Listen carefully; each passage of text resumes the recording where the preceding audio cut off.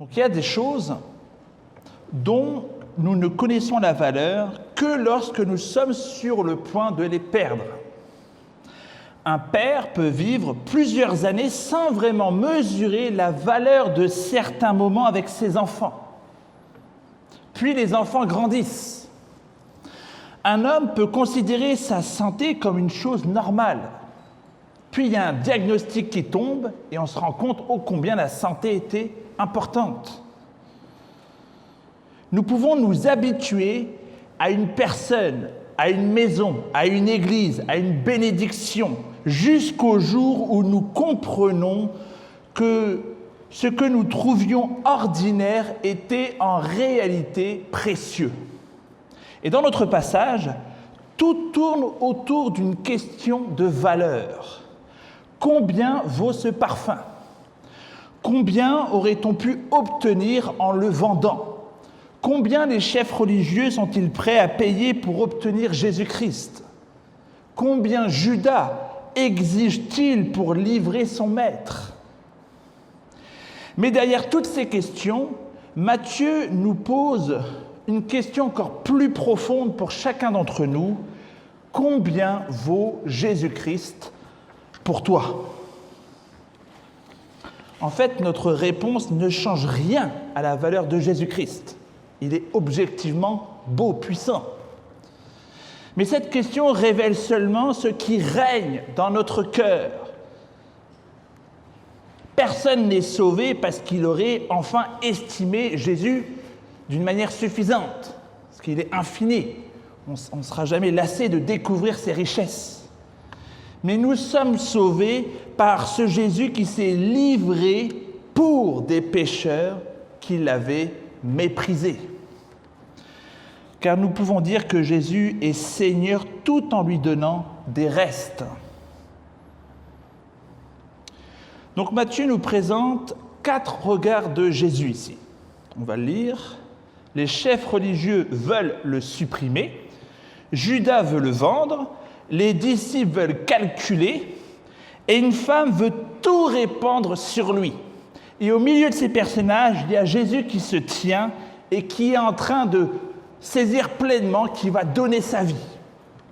Donc, je vous invite à vous lever pour lire les Saintes Écritures en Matthieu 26. Lorsque Jésus eut achevé tous ses discours, il dit à ses disciples : « Vous savez que la Pâque a lieu dans 2 jours et que le Fils de l'homme sera livré pour être crucifié. » Alors les principaux sacrificateurs et les anciens du peuple se rassemblèrent dans la cour du souverain sacrificateur appelé Caïphe. Ils résolurent de se saisir de Jésus par ruse et de le faire mourir. Toutefois, ils disaient « pas en pleine fête », afin qu'il n'y ait pas de tumulte parmi le peuple. Comme Jésus était à Béthanie, dans la maison de Simon le lépreux, une femme s'approcha de lui. Elle tenait un vase plein d'un parfum de grand prix, et pendant qu'il se trouvait à table, elle répandit le parfum sur sa tête. À cette vue, les disciples s'indignèrent et dirent : « À quoi bon cette perte ? On aurait pu vendre ce parfum très cher et en donner aux pauvres. » Jésus s'en aperçut et leur dit : « Pourquoi faites-vous de la peine à cette femme ? Elle a accompli une bonne action à mon égard. Car vous aurez toujours des pauvres avec vous, mais moi, vous ne m'aurez pas toujours. En répandant ce parfum sur mon corps, elle l'a fait pour ma sépulture. En vérité, je vous le dis, partout où cette bonne nouvelle sera prêchée, dans le monde entier, on racontera aussi en mémoire de cette femme ce qu'elle a fait. » Alors l'un des 12, appelé Judas Iscariote, alla vers les principaux sacrificateurs et dit : « Que voulez-vous me donner et je vous le livrerai. » Et ils lui payèrent 30 pièces d'argent. Depuis ce moment, il cherchait une occasion favorable pour livrer Jésus. Je vous invite à vous asseoir.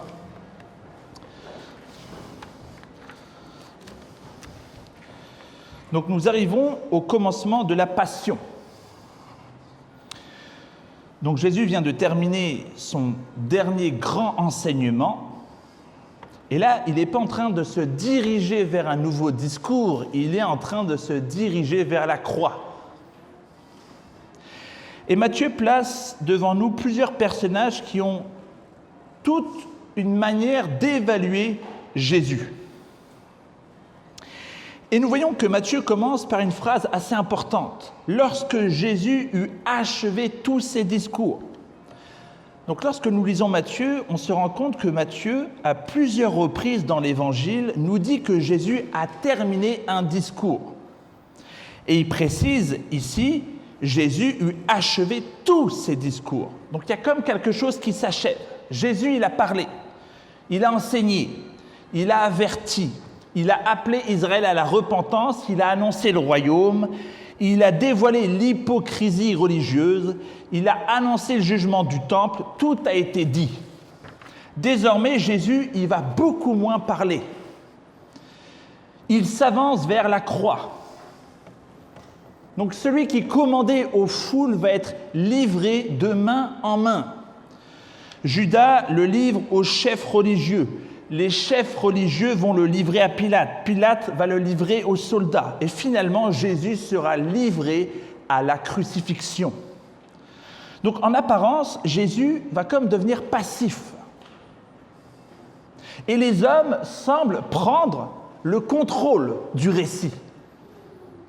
Mais pourtant, Jésus-Christ, avant que tout cela se déroule, il dit bien « Vous savez que la Pâque a lieu dans 2 jours et que le Fils de l'homme sera livré pour être crucifié. » Donc, avant même que les chefs aient terminé leur complot, Jésus connaît déjà le moment de sa mort. Et ce qui est assez amusant, c'est que les chefs, ils disent « surtout pas pendant la fête ». Mais Jésus-Christ, dans son histoire, dans ce que nous allons lire dans les prochaines semaines, on va voir que ça va être justement pendant la fête.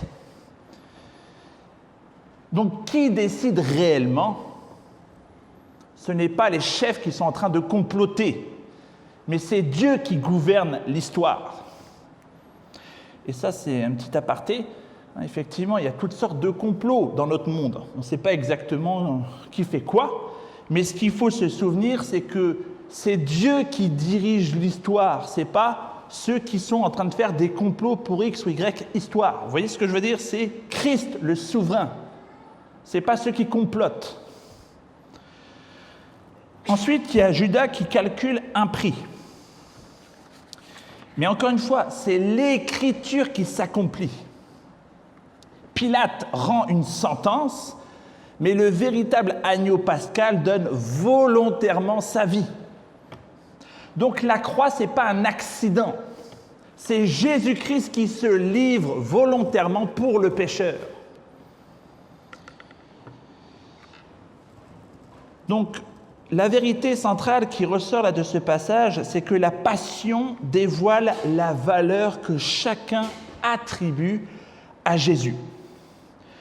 Donc Matthieu nous montre 3 manières d'évaluer Jésus. Premièrement, les chefs religieux considèrent Jésus comme une menace à supprimer, tandis que Judas le considère comme une marchandise à vendre. Puis les disciples calculent parce qu'ils ne comprennent pas encore pleinement sa valeur. Et enfin, la femme répand tout son parfum parce qu'elle considère Jésus comme infiniment précieux. Et la dernière partie là, du message portera sur le fait que Jésus-Christ manifeste un amour si grand envers les pécheurs indignes qu'il se livre lui-même pour les sauver.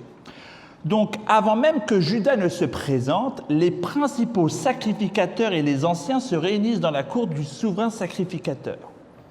Ils ne se réunissent pas pour examiner honnêtement les paroles de Jésus.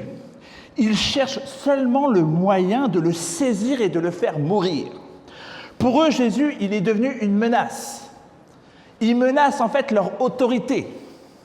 Il dévoile leur hypocrisie. Il annonce le jugement sur le temple. Donc, il n'évalue pas Jésus selon la vérité de son identité, mais selon le danger qu'il représente pour leur intérêt. Les uns veulent protéger leur position et un autre va en profiter pour remplir sa bourse. Au verset 14 et 15, il nous est dit « Alors l'un des 12, appelé Judas Iscariote, alla vers les principaux sacrificateurs et dit « Que voulez-vous me donner et je vous le livrerai ?» Et ils lui payèrent 30 pièces d'argent. Donc observez la question de Judas. « Que voulez-vous me donner ?» Judas ne demande même pas « Que mérite Jésus ?» Il se demande « Qu'est-ce que Jésus peut me rapporter dans cette affaire ?» Donc là, on voit tout le cœur de la trahison. La trahison commence lorsque Jésus n'est plus notre Seigneur, mais un moyen d'obtenir une chose. Jésus peut devenir un moyen d'obtenir l'attention, un moyen de développer une réputation, un moyen de gagner de l'argent. Et même pour des pasteurs ou pour des personnes qui seraient dans le ministère, c'est un moyen de bâtir son propre empire. Mais dès que Jésus n'est plus le trésor et devient simplement un outil, le cœur de Judas n'est jamais très loin. Judas reçoit 30 pièces d'argent. Et cette somme, elle n'est pas choisie au hasard. Dans Exode 21, 32, 30 pièces d'argent représente le prix payé lorsqu'un esclave a été tué. C'est dingue. Autrement dit, Judas, il est en train d'évaluer Jésus au prix d'un esclave mort. Je vous invite à lire peut-être chez vous Exode 21, 32. Donc selon la loi de Moïse, c'était le prix d'un esclave mort.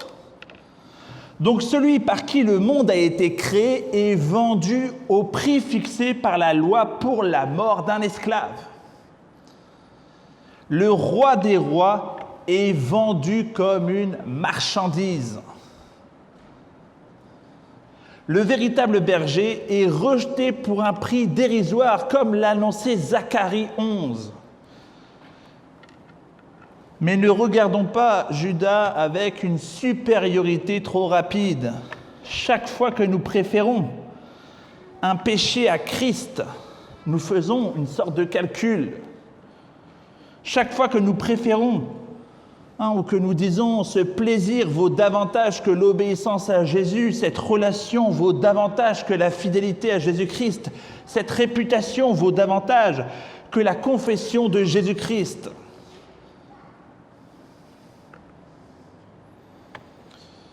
Judas n'a pas seulement pris 30 pièces d'argent. Ce texte nous amène à voir une image terrifiante d'un cœur qui connaît Jésus de très près, mais qui aime davantage autre chose. On peut marcher avec Jésus-Christ sans l'aimer.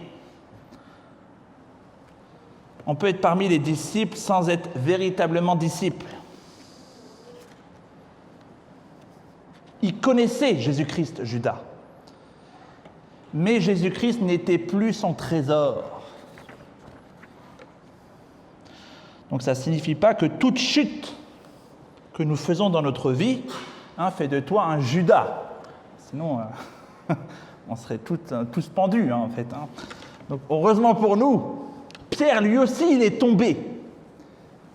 Mais il pleura, Pierre, et il a été relevé. Donc on voit qu'il y a une tristesse selon Dieu qui nous amène à la repentance, ou il y a une tristesse du monde qui nous amène finalement à la mort. Judas nous montre où conduit un cœur qui persiste à utiliser Jésus plutôt qu'à se confier en lui.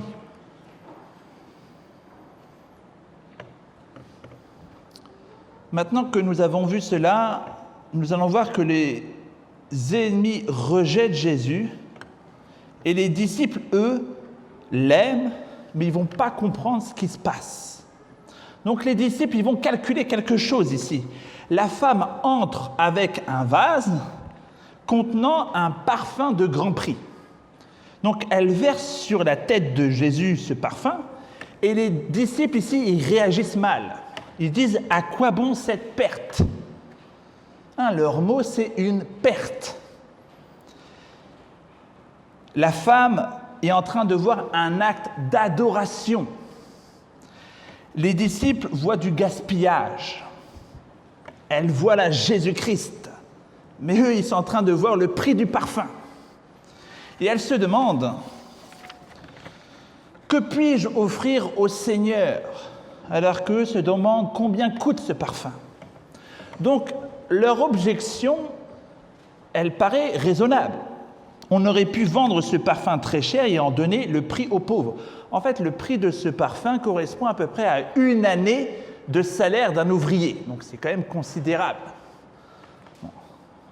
1 année, imaginez quelqu'un, vous travaillez toute votre année, et là, la femme prend ton salaire et puis hop, elle le verse sur, sur Jésus-Christ. Bon, on peut comprendre que, voilà quoi. Vous voyez ce que je veux dire? C'est humainement parlant, on peut comprendre que les disciples, ils ont un peu fumé de la tête, quoi. Donc le texte ici nous amène à poser cette question, qui pourrait être contre les pauvres? Donc Jésus, il n'était pas contre les pauvres. D'ailleurs, le passage dans 26:11 fait un écho à Deutéronome 15:11 qui dit « Il y aura toujours des pauvres dans le pays, c'est pourquoi je te donne ce commandement, tu ouvriras ta main à ton frère. » Donc le problème n'est pas leur désir apparent d'aider les pauvres. Ils veulent défendre une bonne cause, mais ils ne discernent pas ce qui est en train de se passer. Ils ne comprennent pas le moment. Et Jésus leur répond, « Vous avez toujours les pauvres avec vous, mais vous ne m'aurez pas toujours. » Donc il n'est pas en train de dire que les pauvres ne comptent pas. Il est en train de dire que vous ne comprenez pas ce que cette femme est en train de faire. Il vient de le dire, sa mort approche. Il l'a dit à plein de reprises, mais cette femme, elle a compris ce qui se passait. Donc cette femme, elle a fait ce qui ne pourrait plus être fait demain. Et la sagesse chrétienne ne consiste pas seulement à faire une bonne chose, elle consiste aussi à discerner quelle bonne chose Dieu nous appelle à faire maintenant. Les disciples connaissaient le prix des choses, mais ils ne discernent pas la valeur de Jésus dans cette situation. Et c'est ici que le texte vient toucher notre prudence. Il existe une prudence qui est de la sagesse, mais il existe aussi une prudence qui cache simplement un amour insuffisant pour notre roi. Nous pouvons dire, il ne faut pas exagérer dans la prière. Il ne faut pas exagérer dans la consécration. Il faut toujours rester équilibré. Mais parfois, notre fameux équilibre n'est que le nom religieux pour démontrer notre tiédeur. Donc la question n'est évidemment pas de devenir irresponsable. La foi chrétienne n'est pas du désordre. Mais lorsque Christ nous appelle clairement, la prudence ne doit pas devenir une excuse pour retenir ce qui lui appartient. Donc les disciples disent « À quoi bon cette perte ?» Mais rien de ce qui est réellement donné à Jésus n'est perdu. Le temps passé à prier, on pourrait dire, c'est un temps de perte. L'argent donné fidèlement, c'est une perte. Les années consacrées à élever des enfants dans la foi ne sont pas perdues. Une réputation qui est abandonnée pour demeurer fidèle à l'Évangile, ce n'est pas perdu, même si tu as l'impression de perdre une opportunité dans ta carrière. Et le monde peut appeler ça gaspillage. Jésus appelle cela une bonne œuvre. J'aimerais tout de même amener une nuance ici, c'est que ces hommes ne sont pas les ennemis de Jésus, ce sont des disciples. Donc leur amour pour Jésus-Christ, il est réel. Mais leur discernement est juste mauvais à ce moment-là. Et on voit que la réaction de Jésus-Christ, ce n'est pas de les rejeter. Des fois, on va faire quelque chose dans notre vie et on va être à côté, complètement à côté. Mais Jésus-Christ, il ne va pas nous rejeter. On voit que son intention est de les corriger. Donc notre Seigneur sait parfois notre amour sincère, mais nous pouvons être maladroits. Et au milieu de tous ces calculs, il y a cette femme qui s'approche, elle ne calcule rien du tout, et paf, elle met son salaire d'une année comme ça sur la tête de Jésus-Christ. Donc ceci nous amène quand même, je le crois, à considérer cette action de cette femme. Jésus déclare « Elle a fait une bonne action à mon égard ». Puis il ajoute « En répandant ce parfum sur mon corps, elle l'a fait pour ma sépulture ». Donc cette femme semble comprendre ce que les disciples refusent encore de comprendre. Jésus va mourir. Il l'a annoncé. Et lorsque les soldats arriveront à Gethsémane, ils tenteront encore d'empêcher son arrestation, les disciples. Ils vont sortir leur épée. Ils vont vouloir faire la bagarre. Mais la femme, elle, prépare déjà son corps pour la tombe. Elle croit la parole de Jésus concernant sa mort. Et son geste est un acte d'amour, mais également un acte de foi. Elle oint Jésus comme roi. Elle l'honore comme le Christ. Elle prépare son corps. Elle reconnaît que celui qui va être livré demeure le véritable roi. Vous avez vu ce contraste entre les disciples qui étaient censés mieux comprendre Jésus-Christ et cette femme qui sort de nulle part et qui a compris profondément ce qu'il était en train de faire. Donc on voit deux religions dans ce texte. La religion de Judas demande « Comment puis-je utiliser Jésus à mon avantage ?» Et la foi de cette femme demande « Comment puis-je honorer celui qui va se donner pour moi ?» Je ne vais pas faire trop long, mais il y a comme deux scènes également dans ce texte. Il y a comme une scène où il y a les sacrificateurs qui sont en train de comploter contre Jésus-Christ, et en même temps, il y a une scène où il y a Jésus qui est en train de manger dans la maison d'un lépreux. Donc on voit que les grands de ce monde veulent prendre la vie de Jésus, et en même temps, il y a un repas, et il y a Jésus qui est avec les plus méprisables. Il mange avec eux.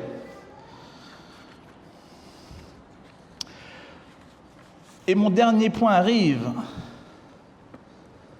Son don nous conduit à un don infiniment plus grand. Jésus va se donner lui-même. Car il ne faut pas terminer ce passage sans le dire. Oui, soyez généreux comme cette femme. Attention, je ne suis pas en train de dire de mettre tous vos salaires.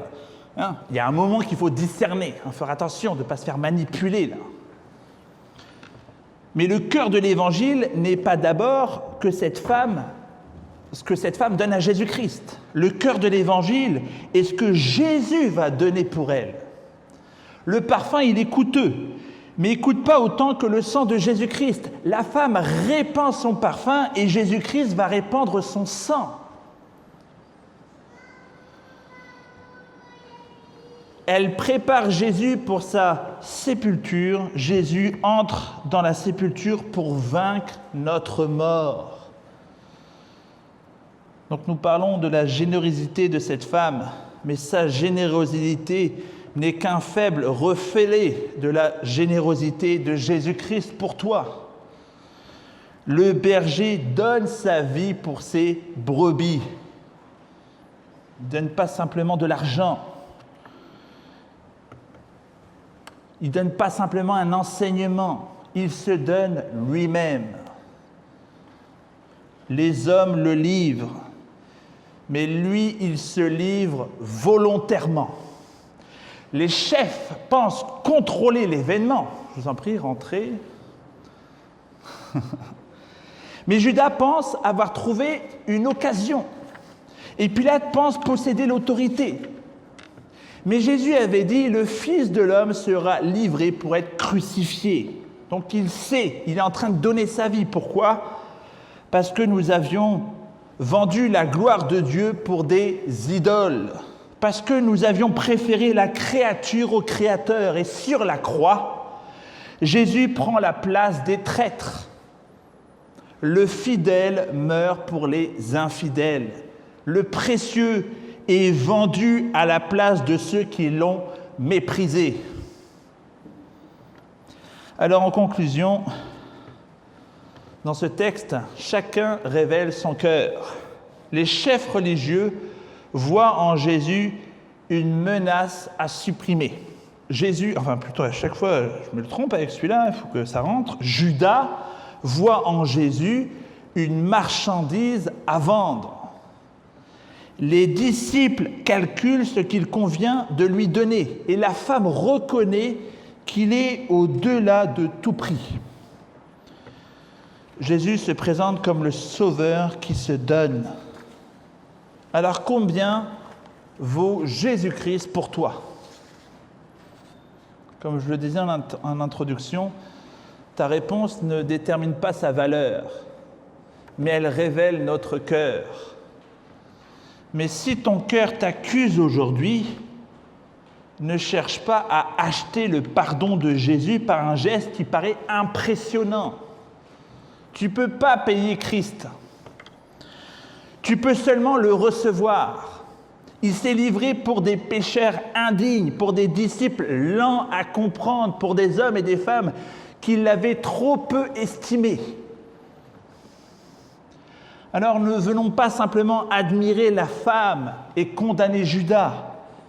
Venons d'abord contempler Jésus-Christ, le vrai roi, l'agneau pascal. Il s'est livré et il règne. Il est vendu pour 30 pièces, le prix d'un esclave mort, mais vaut davantage que toutes les richesses du monde. Alors, Église du Seigneur, Église réformée, Saint Jean-Baptiste, ouvrons nos vases, non pour acheter son amour ou pour mériter son pardon, mais parce qu'il nous a aimés le premier, parce qu'il s'est livré pour nous, parce qu'il est digne. Jésus ne mérite pas seulement quelque chose de notre vie. En fait, Jésus-Christ, il mérite notre vie tout entière. Prions. Éternel, merci de nous rappeler ce texte. De nous éloigner de la conception de la religion de Judas et de nous rapprocher de la conception de cette femme. Que toute notre vie entière te soit consacrée. Amen.